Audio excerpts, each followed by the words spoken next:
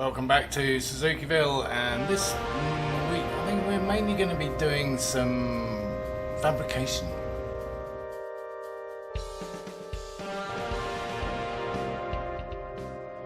We're certainly going to be priming the seat and finishing off the little notches and things that need tidying up. Finishing the tank in terms of prep at least, and a coat of primer probably. And we're going to be building our tray. So yeah, that brings me onto the tray. So here you'll see I marked it +1 inch at each end. But what I realised is that the narrow end, I don't need the extra inch because that's already there. So that's cool. And actually we can bolt it on to that base there. So that's cool as well. Yeah, so remember I measured the outside edge for the cardboard, because that's going to be a crease inside where those little marks are there. Yes, that's where we're going to crease it. So I'm going to mark this up on the metal to cut out. So we've got our basic shape, and at this corner we need to make some cuts so this will fold up and create a tray. At the other end we don't need to so much, but we're probably going to have to modify. It won't be a 90-degree there. We'll have to modify that to fit the existing little bracket that I showed you earlier. That one, yeah. So I've just lightly creased it at the moment along the lines that I drew, and this stuff's quite thin. Honestly, I probably should have gone for something a little thicker. But at the same time, it's only going to be holding electrical components, so it doesn't have to be super heavyweight or anything. And it adds lightness. We like adding lightness. So, well, that's not bad for first fit. And actually, I'm kind of glad that I chose something that wasn't so rigid, because as you can see, the bar itself, the frame, it's got a kink in it. And maybe we can just hammer that into place gently, and that's almost perfect straight off. Yeah, that's kind of cool. All right, now we need to see what fits in there before we go any further with it, just in case we need to make it deeper, although I don't know how we'll do that. I suppose we'd make it deeper by putting it under that bracket rather than on top of it, but I like the idea of it sitting on top. So that's cool. Dabbly dabbly, plenty of room for everything, including potentially the starter solenoid. Maybe, I don't know. But yeah, I mean, loads of room, and the battery's going to go here in another device. Something like that, except smaller, and hopefully lighter, because this is heavy. And oh, it's on fire. Again, down here I just took advantage of the current gap, but I'll be drilling a hole and putting a lovely rubber grommet somewhere suitable. But yeah, no, I mean that's a good start, right? Is that a good start? I think it's a good start. It's a good start. Anyway, not part of fabrication in any shape or form, but I have worked out what goes on here. So all the positives go into this, and then everything that comes off it comes out the other end. Yes, lovely. And contrary to being able to decipher what the actual ampage is of those glass tubes, because I couldn't read it on the metal, I have printed out this really helpful picture of exactly what's what, so we know 15 amp, 10 amp, etc. what goes where. Actually found the picture on eBay, just searched for that part, and sure enough there was a picture of it. So essentially we've got two power lines coming into one side, which is going to go on that main bottom nut there, and that's the red and the orange on that side. And interestingly, that orange comes from the loom, which is kind of strange. I don't really understand that. But and then we got the 4 going out back into the loom to power various devices. And the red one is the top one. All the others are 10 amps, and the red ones are 15 amps. So that's nice and easy to remember, even for my brain. As per the diagram I printed off earlier today. And this device uses male spade fittings, which I'm not a big fan of, as you know. Luckily, I've just got a few females kicking around. So, yeah, not a big fan of crimping and all that larky, but we'll have to do it. I was thinking about soldering them on there, but maybe that's a little too permanent. And I'm not very good at soldering, honestly. Yeah, messy. So I've stripped off that sheath because that'll help me split these out better, and it was old and nasty, and obviously we'll be recovering it with some of our favourite skeletal stuff. What I've already noticed is that there's already a connection inside this main power feed to the fuse panel, which goes back to the starter solenoid relay, and may not be a need for it. I'm going to leave it in there for the time being, but I can potentially, because this is potentially going to sit in here too, right, in the tray, and although that's a bit of a stretch at the moment for the negative, that's because it's coming a strange route. It's coming round this frame, which it doesn't need to. It can come straight from there to the tray. So I may be able to get rid of that connection. I'd like to, if I can, or indeed I could just put a whole new piece of wire in. Honestly, I'll probably do that. Guess it's like 10 gauge or something. Oh, actually no, look, it's just normal average wiring. So yeah, I might well just put a new piece of wire in there. In fact, I'm going to do that now. Yeah, so currently that smaller wire that goes to the fuse box panel is actually crimped in with the main battery feed from there to the starter solenoid. So yeah, I'm going to chop that off and make another loopy to go on there. And that's all ready to go, even with two spares. So we've got the 3 10s that we need, and a 15, and then a spare 15 and a spare 10. So how cool's that? Yeah, lovely. Okay, so those two main power in goes to this little terminal here, and then everything else is going to bolt in where it needs to. Red to the 15, orange to any of the 10s, doesn't matter. Cool. Well, while it looked prettier the way I had it with the 2 blues at the top, it's more practical to have it this way. So all the current 10s are down there, and then there's a spare, and then there's a spare, and the reason is because this red wire is separate from the oranges, so I can stretch it further around the other side. Simple as that. So there we go. That in theory should work, but we're not going to be testing it just yet because there's other stuff we need to do first. I'm thinking actually on the battery side of things, with a little bit of modification obviously, I may well use the original battery tray, just in a different position, effectively. It's got a hole there, I can screw that into the frame.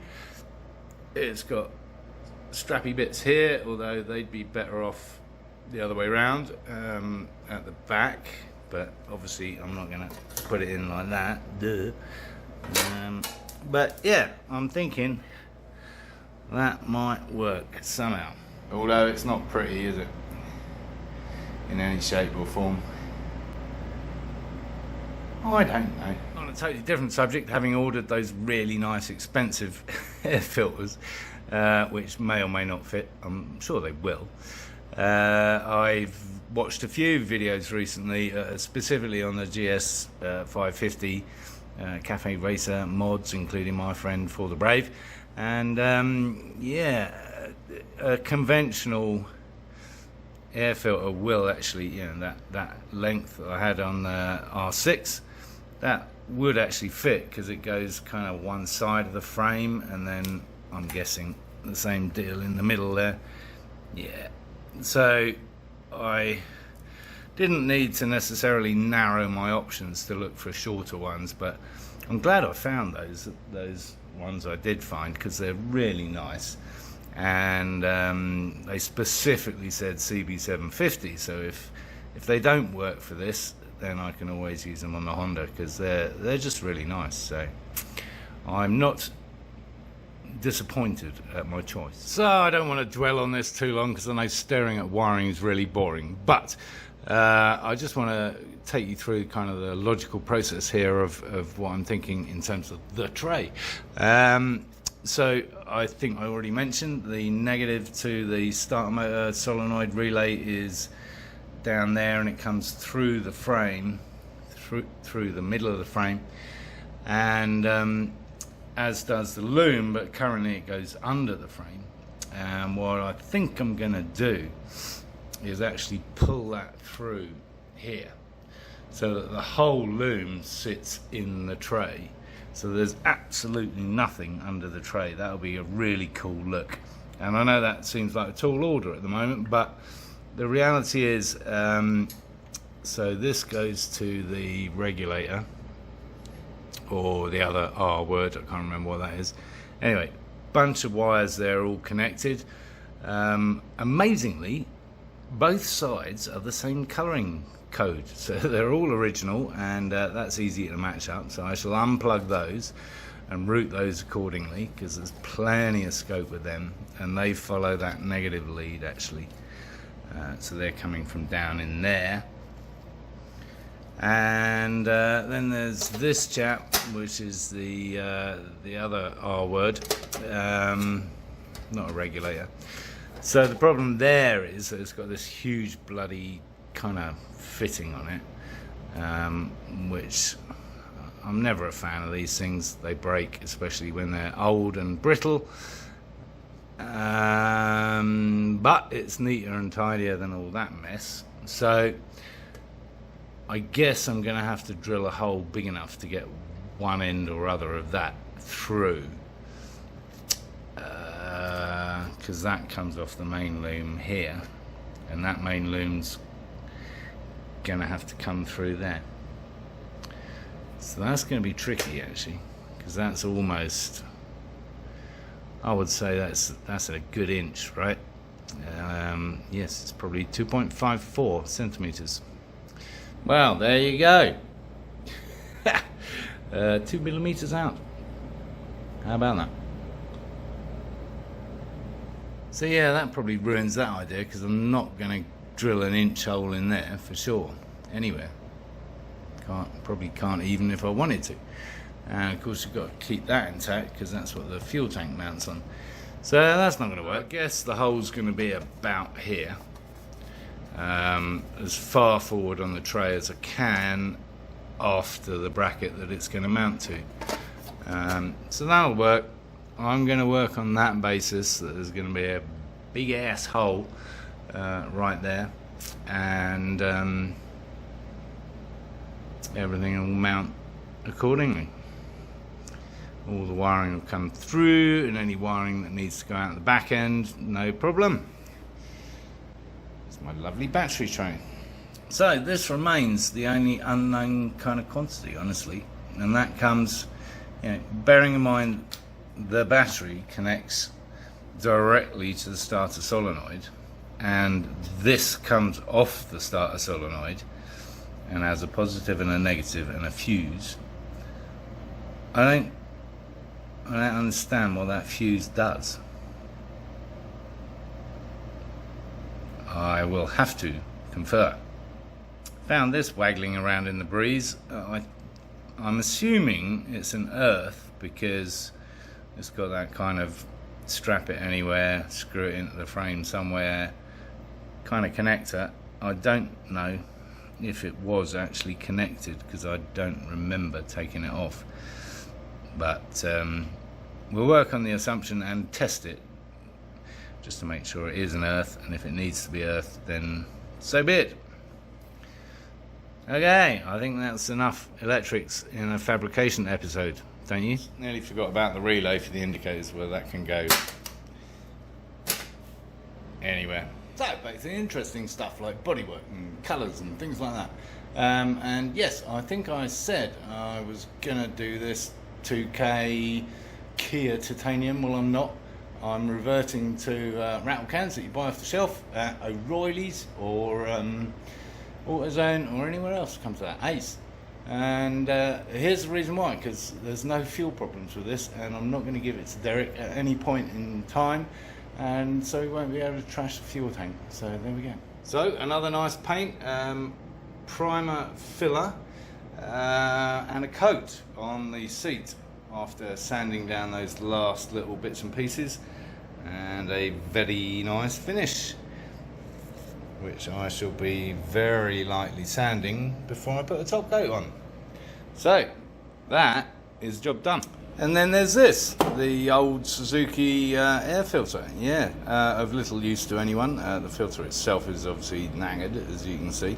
But you know, the box, the case, well, it would be useful to somebody who's restoring a GS550 potentially, but it's also a nice piece, even if just that became useful. So I'm going to keep this. This is not going on eBay. It's also a nice piece of mesh there, quality mesh as opposed to the shit I've got. Yeah, I'm going to keep that, and well, I'm going to get rid of this bit. Yeah. But would you look at that? You know, remove the foam, and there's a lovely, lovely piece. I see a backlight in the future, don't you? Yeah, that's very cool. I'm keeping that. Wow, nice. Actually, that backlight might be in the near future, because if I'm repositioning the battery in the bump in the seat in the Suzuki, then I'm going to need somewhere else. It kind of negates my idea for the LED backlight, because there's nowhere to put it, because the battery's going to be in the way. Maybe, I don't know yet. I haven't tried it until I work out how I'm going to mount the battery. I don't know what's going to happen vis-a-vis the backlight, but wouldn't it be cool to use its own air filter as a backlight? That's something to look into, but I don't think we've got enough space. So back on the fabrication, and I've marked up the bottom of the seat by way of indelible marker, otherwise known as a Sharpie. Yes, so that's where the mount hole will be, that coincides with that. And yeah, and then I'm going to drill a big ass hole, 25.7 was it? 6 millimeters, so just over an inch. I shall use an inch drill because it always flares out a bit, about here,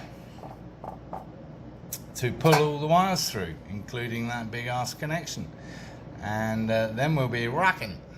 Anyway, something like that. So I really like the idea of making this into a backlight. It's a little bit tall, isn't it? Right? So at the risk of ruining it completely, I might split it in half and use it on 2 different bikes. Maybe even this one, and maybe the Honda. Yes. I don't know. I love that idea. I really like that idea. It's just a nice piece of stuff. So with all that excitement, I think we'll call it a day, and we got plenty to look forward to next time. Priming the tank and looking into that backlight situation. Yes, and of course finishing the tray. So thanks for watching as per normal. Appreciate the support. If you haven't already, please subscribe and encourage others to watch my lunacy.